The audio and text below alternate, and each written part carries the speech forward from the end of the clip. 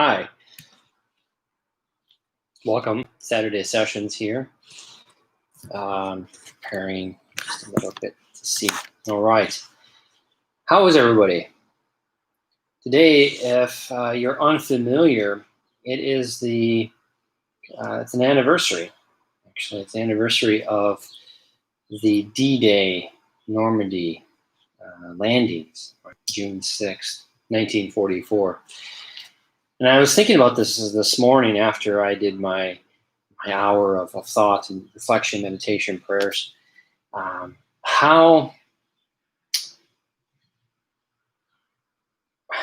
would that generation, right? This is probably the last year that generation will really still be active.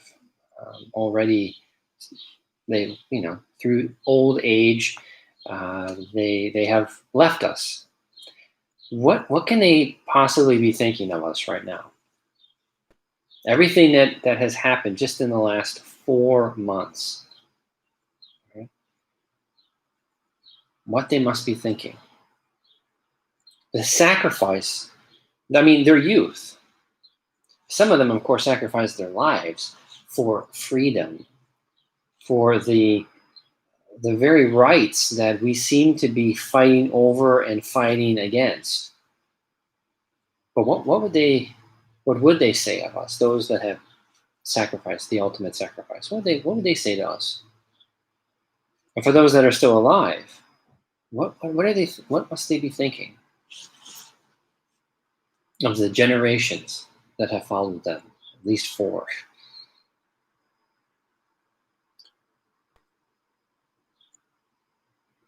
We have a lot of insecurities, don't we? Not only as addicts, insecurity, but they're, the pandemic, the quarantine, the slow post-quarantine world which we are entering into, the protests, the riots, the looting that has occurred over the past week and a half. Week, actually, right? Been a full week now. It has exposed an insecurity that we have, an insecurity with our very identity, racial identity, national identity, culture. Insecurities over this. And of course, if we apply it specifically to us as addicts, we can see this insecurity still applies. But there is a way, of course, actually there is a way past it. It's self-confidence. We have to banish negativity, negative mindset, bad mindset. It's a challenge. I'm not making light of this at all. We need to overcome that negative mindset. But the self-confidence that we can create for ourselves, that naturally will come with success, a successful reboot, a successful rewiring, one day, 1 week, 1 year, in terms of our recovery, all of that slowly but assuredly destroys these insecurities. Because for both the negative mindset and also for the biggest insecurity that we have, it's based on fear. Right? I think I mentioned this in the very first Saturday session that I hosted. Fear, it is irrational. It is presented as a false positive.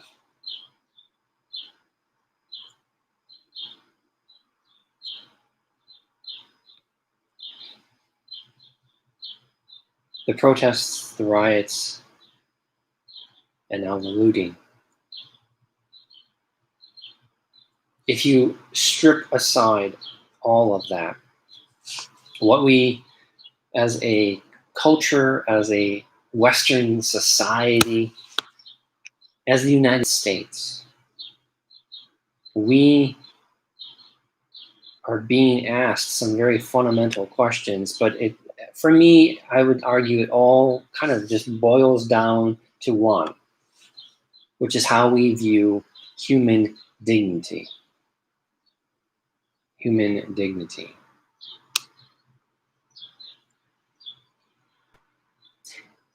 And for men,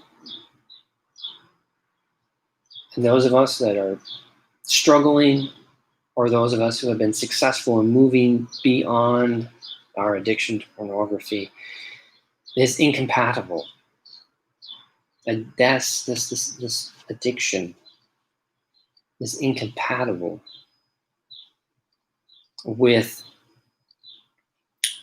the human dignity. We can't say we're in favor and willing to protect one, and yet at the same time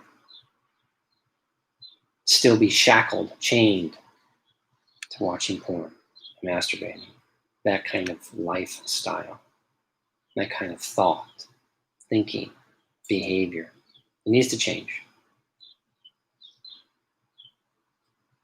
You see, porn destroys human dignity.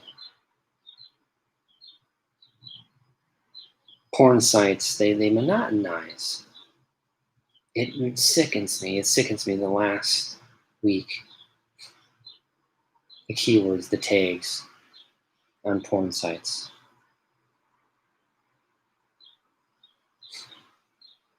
Degrading acts, racist tags. They're taking advantage. Men, do you get it? They're taking advantage of you. And you're letting them. You can't support them. You can't support the porn sites that monotonize, take money, make money off of human suffering.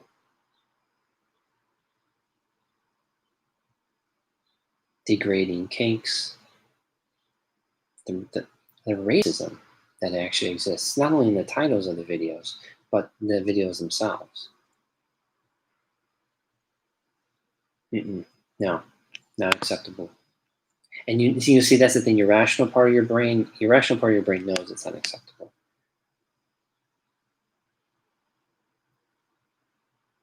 It's time to stop giving the money.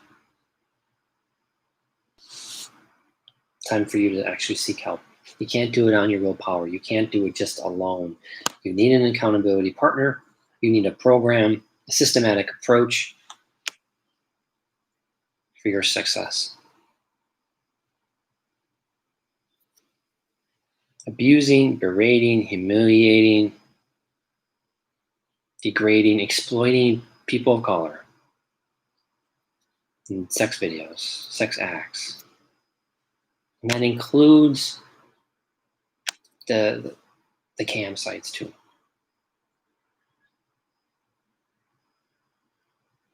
You have to stop. And the rational part of your brain, you know this. Right?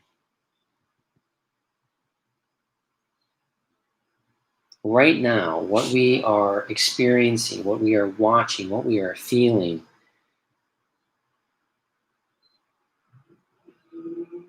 we need to exhibit the best qualities as men. Strength,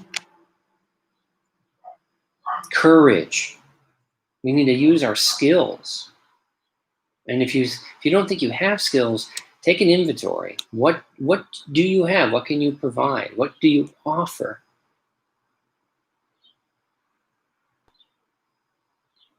Learn new skills. Maybe you messed up, that the last 2 months in quarantine was a perfect opportunity to learn some kind of new skills, and you didn't take advantage of that. Okay, fine. Now's the time, though. Start now. Learn new skills. You're going to be asked, you're going to be called upon to use them.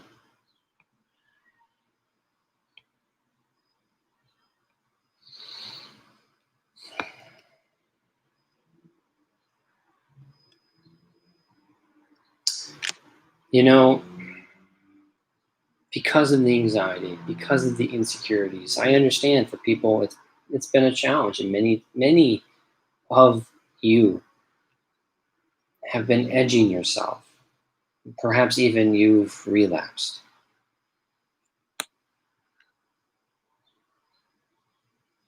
Okay, that's not great. I can't judge you because I was there as well at one time.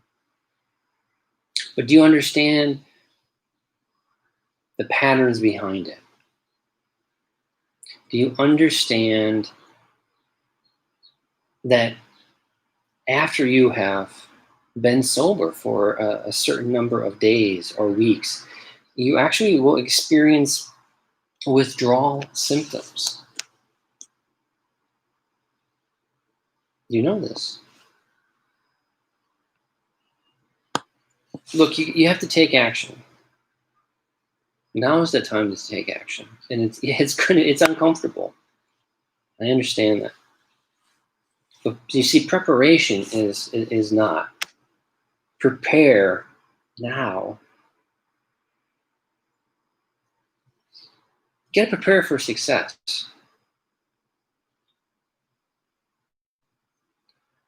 Your tomorrow starts today. Prepare for success.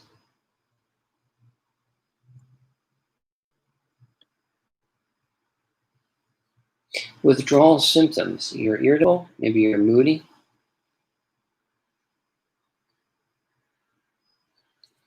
Um, there could be some others.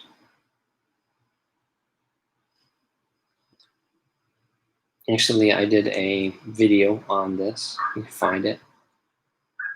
If also you would go to New Men Rising on Instagram or find me on Twitter. It's been discussed. I just gave you two of them, but there's more. There's a whole list. Withdrawal symptoms. If you recognize, if you've been journaling and you recognize a pattern here, and you recognize also what your triggers are, then you can be better prepared to fight off those temptations. Sounds like I'm almost kind of like a broken record, perhaps. If this is maybe that third or the fourth Saturday session that you have watched, so that's wonderful, great. But there are two fundamental, basic things that you need to recognize to have a successful recovery. The first is you need to banish the negativity in your life. You need to create a positive mindset. That's the first thing. You will not be successful. You will be moderately successful, but ultimately you won't be successful if you're not having a positive mindset. And the second thing, based on that positive mindset, is having a systematic approach. You need to have a systematic approach for the recovery plan. And part of that systematic approach is following the patterns, listing them, recognizing the triggers, and then creating multiple coping tactics. For me, just as a good example, I will share with you, after a year and a half, I started to get arrogant, and I recognized the pattern of my arrogance, that I could do it alone. So I created a different coping strategy, and actually it was a very specific tactic.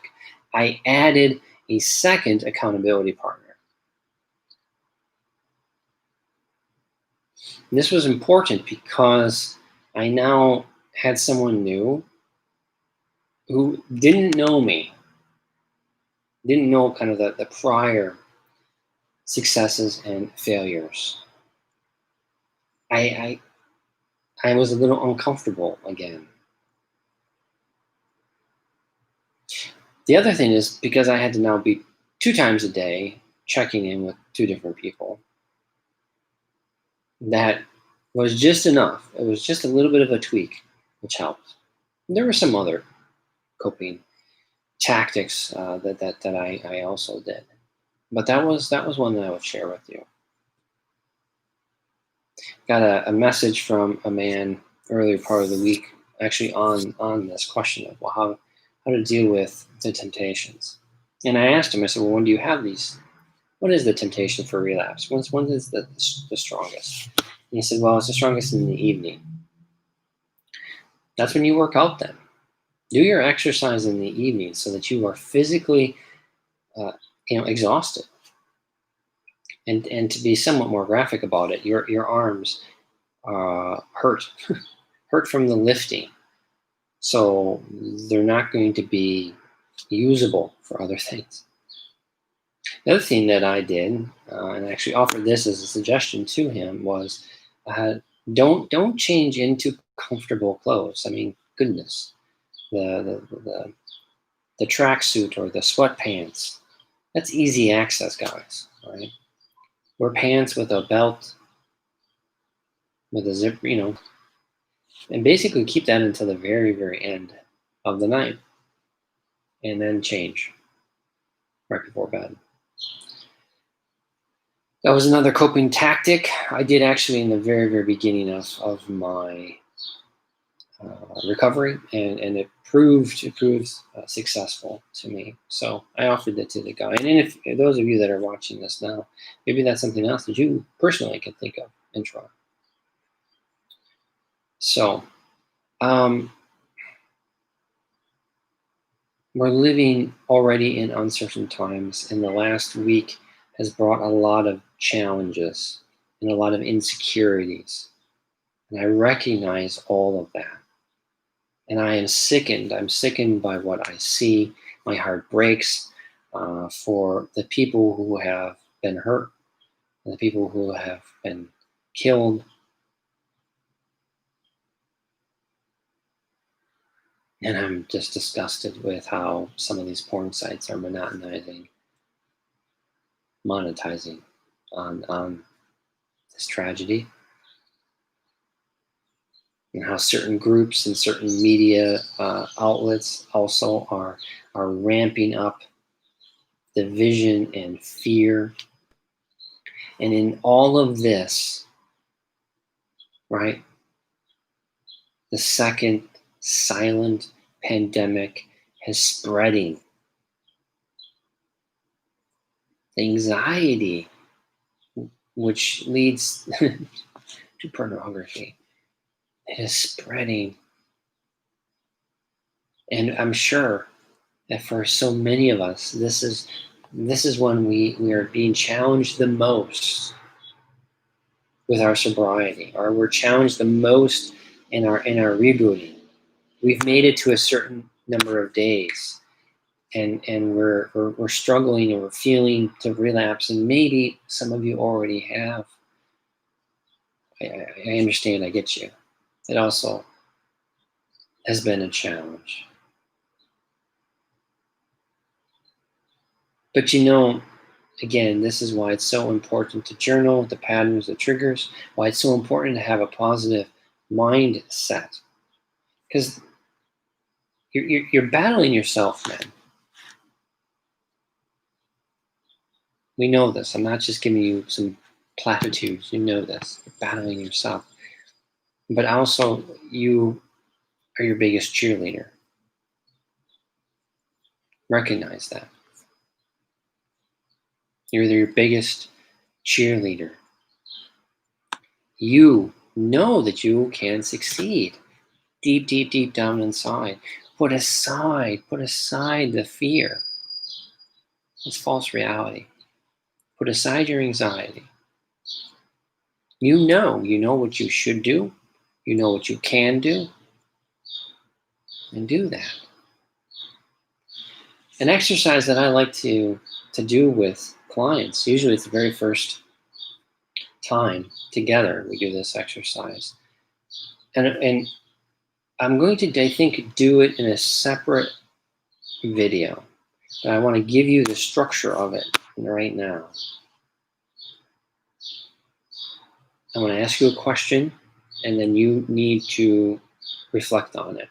And the question is, why is it, or better way to phrase it this way, why is it important for you to be successful? in breaking free from your addiction to pornography? Why is it important for you to be successful? Reflect on that. Think about that. And then when you write down the answer, and this actually is an exercise that you should be writing, maybe putting in your journal. Once you have an answer for that, then you need to ask yourself again the question, why is your answer, why is that important to you? You're going to do this 7 times. The idea is to get really deep in your own self-analysis. I guarantee you that when you get to that 7th layer, that 7th level, you're going to really understand why you want to recover and how important that recovery is for you. I'd love to work with you. I'd like to help you go even deeper to create a systematic approach. So please feel not ashamed. Don't feel guilty. Don't feel afraid. Reach out. Let's talk. Your tomorrow, your wonderful, great tomorrow, it starts today. Banish the negativity. Put aside your insecurities. Seize the moment. Seize today. Today is the best day of your life. Prepare, plan for tomorrow, because tomorrow is going to be your best day. You can do this. I know you can. I'm proud of you. Blessings.